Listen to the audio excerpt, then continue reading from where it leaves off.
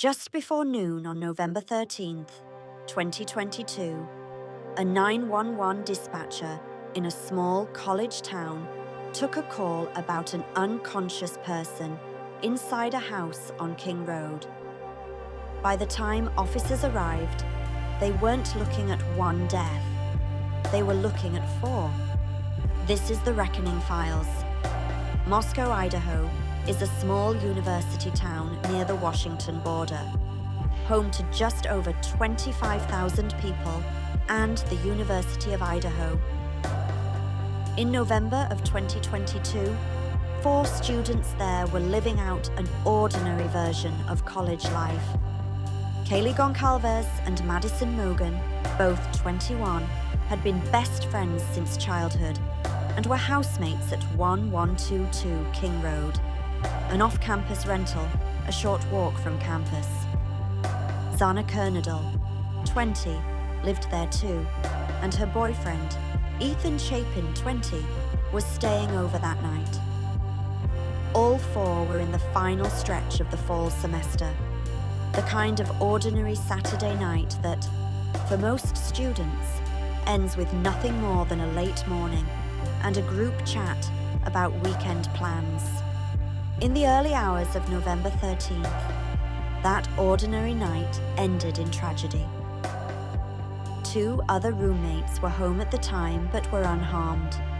Investigators would later determine the killer entered and left the house on King Road undetected, and that the attack happened while much of the house was asleep. For nearly 7 weeks, whoever did this had a name only investigators were chasing, and the public didn't know it yet. What's publicly known is limited, and deliberately so. Investigators withheld many details for the sake of the case. The 4 students were killed with a large, fixed-blade knife sometime after 2 a.m.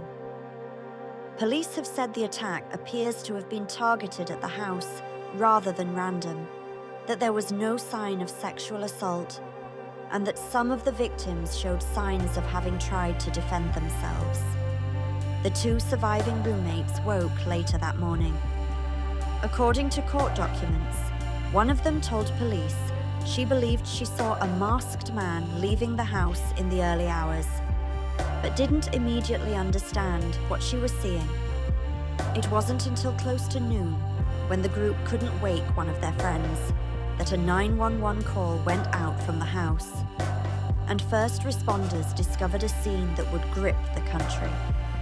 News of the killings spread fast, first through campus, then nationally. A small town that rarely made headlines was suddenly the center of one of the most followed, unsolved murder cases in recent American history. With no arrest and few public details, the internet did what it always does when official answers are slow. It started building its own case. Amateur sleuths flooded social media with theories, some of them aimed at innocent people. The real answer wasn't coming from a tip line. It was coming from a lab. At the scene, investigators recovered a critical piece of evidence: a knife sheath left near 2 of the victims. Touch DNA on the sheath's snap button didn't match anyone in the FBI's existing criminal database. So investigators turned to a newer tool: investigative genetic genealogy. A specialized lab built a genetic profile from the sample and used public genealogy databases to map out distant relatives, gradually narrowing a family tree until one name kept surfacing. That name was Bryan Kohberger, a 28-year-old PhD student in criminology at Washington State University, just across the state line in Pullman, roughly 10 miles from Moscow. Investigators cross-referenced surveillance footage that had captured a white Hyundai Elantra circling the King Road neighborhood multiple times in the early morning hours, including a pass at just after 4 a.m. Cell phone and car registration records tied that vehicle back to Kohberger. On December 30th, 2022, about 6.5 weeks after the murders, investigators arrested Kohberger at his parents' home in Pennsylvania, where he'd traveled for winter break. He was extradited back to Idaho and charged with 4 counts of first-degree murder and 1 count of burglary. A subsequent DNA comparison would find the profile from the knife sheath was statistically an overwhelming match to Kohberger, a result described in court filings as many billions of times more likely to be his than a coincidental match to an unrelated person. The case moved slowly through Idaho's courts for more than 2.5 years.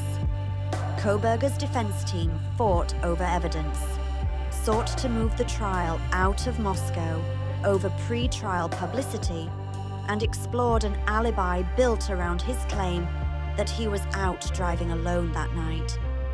Prosecutors, meanwhile, said they intended to seek the death penalty.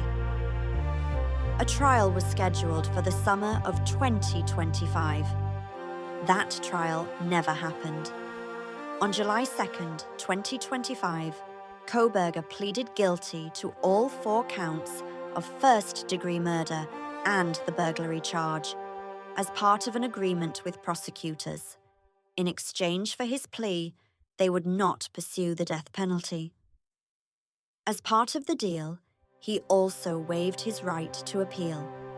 On July 23, 2025, a judge sentenced Kohberger to 4 consecutive terms of life in prison without the possibility of parole, 1 for each victim, plus an additional 10 years for burglary. When given the chance to speak, Kohberger declined to make any statement. To this day, no motive has been made public, and the families of Kaylee Goncalves, Madison Mogan, Zana Kernodle, and Ethan Chapin still don't have an answer to the question they've asked from the beginning: why their children? Kaylee, Madison, Zana, and Ethan were, before anything else, 4 young people in the middle of building their lives. Students, friends, a couple, housemates. The case that followed their deaths became a story about forensic science, about the limits of an early investigation, and about how quickly the public fills a silence with speculation. But at its center, it's still simply the story of 4 families who lost their children on one ordinary night in November. Kohberger is expected to spend the rest of his life in an Idaho prison. The families continue to ask that Kaylee, Madison, Zana, and Ethan be remembered for how they lived, not only for how their lives ended. That's this case file. If you want the next case file, subscribe. New files drop Monday and Thursday.